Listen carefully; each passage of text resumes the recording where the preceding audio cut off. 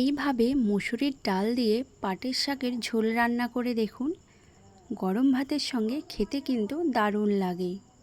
তো চলুন রেসিপিটি দেখে নেওয়া যাক। নমস্কার বন্ধুরা, ওয়েলকাম টু প্রিয়ার রান্নাঘর।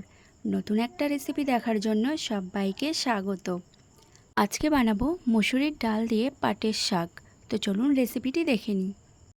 এই শাক রান্না করার জন্য মেন যেই দুটি উপকরণ লাগবে সেই দুটো উপকরণ আমি নিয়ে নিয়েছি পাটের শাক আর হাফ বাটির থেকে একটু কম মসুর ডাল। এবার আমি শাকটাকে কেটে নেব ছোট ছোট করে। শাকটা কাটা হয়ে গেছে। এবার আমি ডালটাকে 2-3 বার জল পাল্টে পাল্টে ধুয়ে নেব খুব ভালো করে। কড়াইতে জল বসিয়ে দিয়েছি, এবার ডালটাও আমি দিয়ে দেব।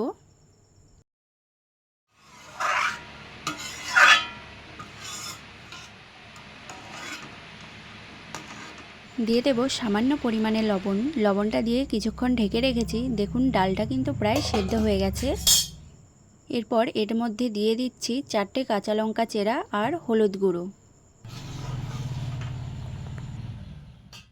এবার পাটের শাকগুলো ডালের মধ্যে দিয়ে দিচ্ছি।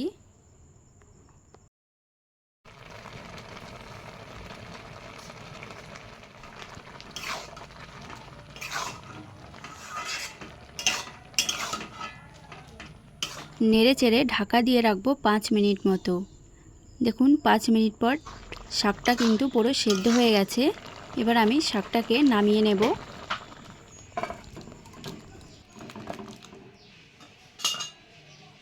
এবার কড়াইতে দিয়ে দিচ্ছি তেল। তেলটা গরম হলে এর মধ্যে দিয়ে দেব 3টে শুকনো লঙ্কা আর দিয়ে দেব রসুন কুচি।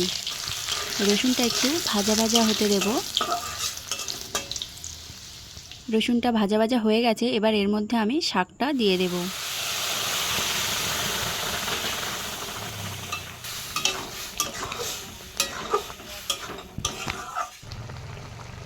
নেড়ে চেড়ে শাকটাকে আবার 5 মিনিট মতো আমি ঢাকা দিয়ে রেখে দিয়েছিলাম।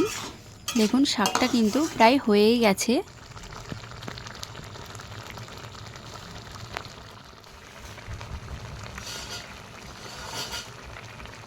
এই শাকটা কিন্তু আপনারা নিরামিষভাবেও রান্না করতে পারবেন। শুধু মুসুরির ডালের জায়গায় মুগ ডাল দেবেন আর রসুন কুচিটা বাদ দিয়ে দেবেন। তো রেসিপিটি কেমন লেগেছে অবশ্যই কমেন্ট করে কিন্তু জানাবেন। আর রেসিপিটি যদি ভালো লেগে থাকে অবশ্যই লাইক, কমেন্ট, শেয়ার এবং সাবস্ক্রাইব করে দেবেন। দেখা হচ্ছে পরের ভিডিওতে। ততক্ষণে সবাই ভালো থাকবেন, সুস্থ থাকবেন।